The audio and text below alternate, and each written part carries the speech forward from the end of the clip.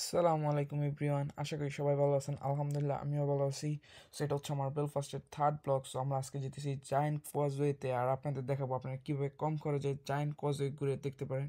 So এই বাসাটা আমরা রেন্ট নিয়েছিলাম, যেটা ছিল মাত্র £45। দেন আমরা চিন্তা করলাম যে বাসে যাই, কারণ বাস হচ্ছে সবচেয়ে চিপ।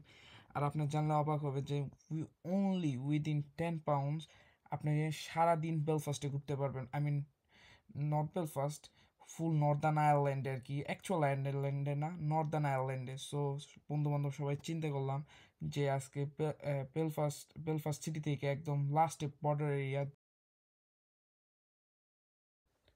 জায়েন্ট কজওয়েতে যাব। সো এখানে আইসা তো সবার মাথা নষ্ট হয়ে গেছে। ভিউটা ছিল একদম অস্থির। বা সবচেয়ে ফানি ফ্যাক্ট যেটা ছিল, সবার অনেক গরম লাগতেছিল, বাট জ্যাকেট খুললে অনেক ঠান্ডা লাগতেছিল, কজ আমরা গিয়েছিলাম জানুয়ারিতে। সো জানুয়ারির ওয়েদারটা হালকা বৃষ্টি, বাট অনেক ঠান্ডা। আর এটা ছিল একদম পাহাড়ের উপরে, দেখতে অনেক সুন্দর ছিল। সো আমরা ফুল জ্যাকেট প্যাক নিয়ে একবারে বেরিয়েছিলাম, কজ রাতে আবার ফ্লাইট ছিল আমাদের, ব্যাক করে এডিনবরা আসতে হবে। সো এটা ছিল পাহাড়ের উপরে, ওই সাইডে সমুদ্রের পানিগুলো জাস্ট অ্যামেজিং ছিল। সো বন্ধু বান্ধব মিলে এইসব জায়গায় ঘোরার মজাই আলাদা। সো দেখতে থাকেন আমরা কি কি করলাম এই জায়গার ভিতরে।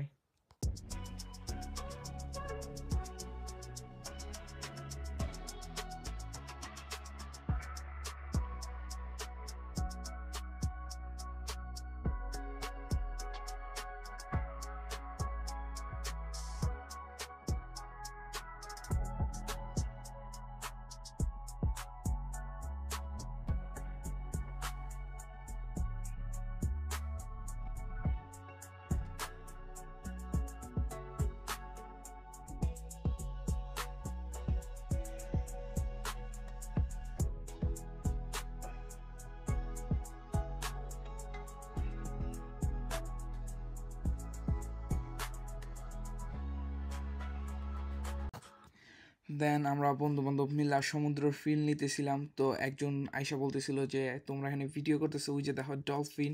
বাট আনলাকিলি দুঃখজনক বিষয় হচ্ছে যে আমি ডলফিনটাকে ক্যামেরায় দেখাইতে পারতেছি না আপনাদের। So that's all my